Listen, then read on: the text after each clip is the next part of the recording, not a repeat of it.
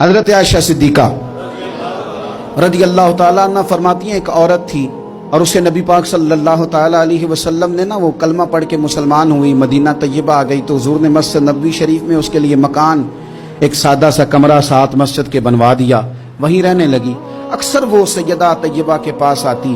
تو حضرت عائشہ صدیقہ رضی اللہ تعالیٰ عنہ فرماتی ہیں وہ بڑی باتیں سناتی اور آخر میں کہتی وہ ہار والا دن بھی بڑا عجیب دن تھا اور میرے رب کی قدرتوں کا دن تھا، وہ بھی بڑا عجیب دن تھا۔ سیدہ عائشہ صدیقہ رضی اللہ تعالیٰ عنہ ایک دن فرمانے لگی کہ تو ہار والے دن کا بڑا ذکر کرتی ہے، وہ کیا دن تھا؟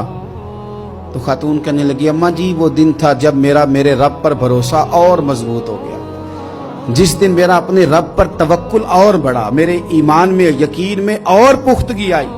کہنے لگی میں ایک گھر کی کنیز تھی، نوکرانی تھی،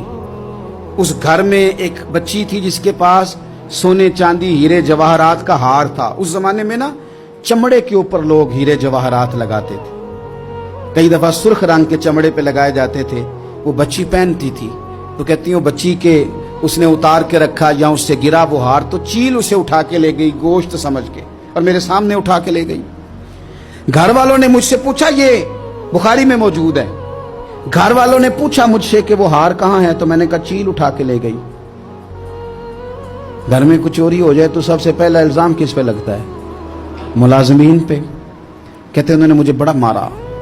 بڑی تکلیف تھی، حتیٰ کہ میری شرمگاہ تک کی تلاشی لی، میری عزت اتنی خراب کی میں بتا نہیں سکتی۔ میں نے اپنی زندگی میں ایک واقعہ دیکھا، ایک امیر گھر میں چوری ہو گئی، ملازم کو اتنا مارا کہ وہ چارپائی پہ پڑ گیا، پولیس والوں سے اتنی مار پروائی گئی کہ وہ بیچارہ چارپائی پہ پڑ گیا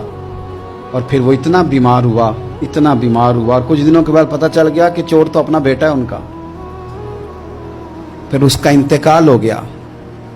اب وہ سیٹھ صاحب اور گھر والے آ کے مرنے والے کے کان میں معافیاں مانگ رہے ہیں، کان میں۔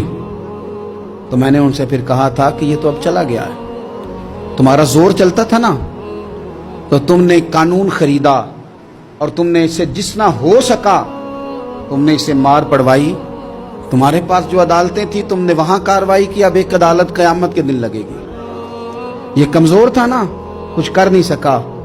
میرے نبی پاک صلی اللہ علیہ وسلم نے فرمایا سن لو، اگر سینگ والی بکری نے بغیر سینگ والی بکری کو تکلیف دی ہوگی نا